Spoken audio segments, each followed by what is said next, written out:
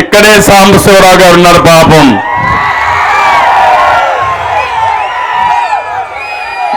ఆయన పైన కేసులు పెట్టారు. వ్యాపారం చేసుకునే వ్యాపారస్తుల పైన కేసులు పెట్టారు.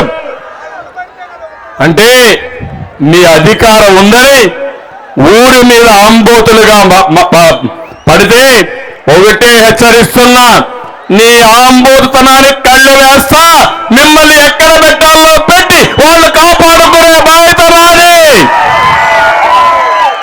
ఇక్కడే సాంబశివరావు గారు అయిపోయినాక గొట్టిపాట రవికుమార్ గారు ఉన్నారు. ఇక్కడనే ఎప్పటి నుంచో గ్రానైట్ వ్యాపారం చేస్తాడు. పార్టీ మారమన్నారు. నువ్వు చెప్పడం ఏంటి, నేను రావడం ఏంటి, నేను రానప్పు దిక్కున్న దగ్గర చెప్పుకోమని గొట్టిపాటి రవికుమార్ ఛాలెంజ్ చేశాడు.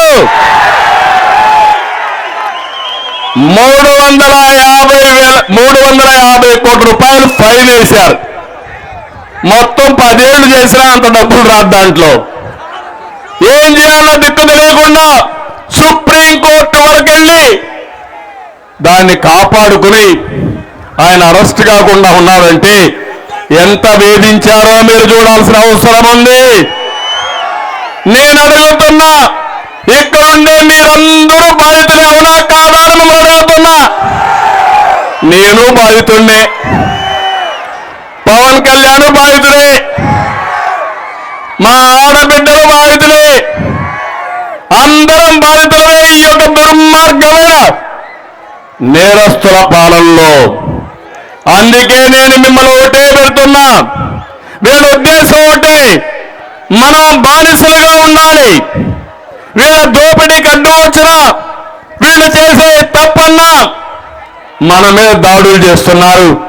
ఒకటే హామీ ఇస్తున్నా, మిమ్మల్ని కాపాడడానికి, ఈ రాష్ట్రాన్ని కాపాడుకోవడానికి, భవిష్యత్ తరాల భవిష్యత్తును కాపాడడానికి మేము ముందుంటాం.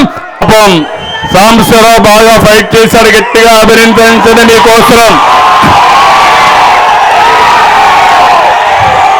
సాంబశివరావుకి ఎప్పుడు నేరాలు చేయడం తెలియదు, హత్యలు చేయడం తెలియదు, దొంగ ఓట్లు చేర్చడం తెలియదు, దొంగతనంగా ఓట్లు తీసేయడం తెలియదు.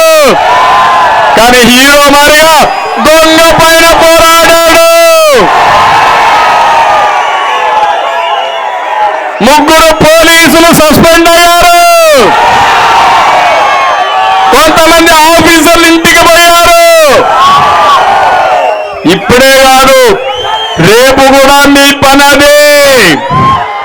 కానీ నేను అభినందిస్తున్నా, ఈయన దెబ్బకు ఆ మంచి ఇంటికి, కథ కంచికి. అవునా కాదా? అయిందా లేదా? అది సాంబశివరావు సత్తా. ప్రతి ఒక్క నాయకుడు ఇదే మాదిరిగా తయారు కావాలి. పోరాడితే ఏది పోదు తమ్ముళ్ళు, పిరికోడైతే మాత్రం.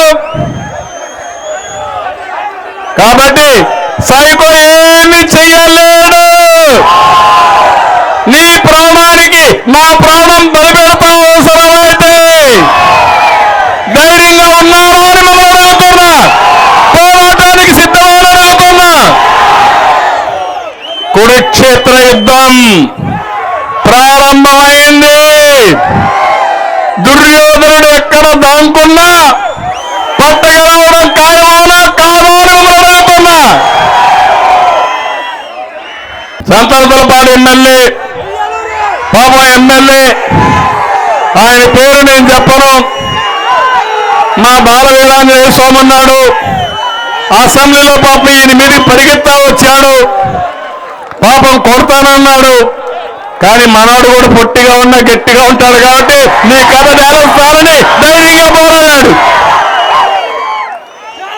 ఇప్పుడు వీరాంజనేయ స్వామి హీరో, సుధాకర్ బాబు జీరో. సంతనవతలపాడు సీటు గల్లంతు.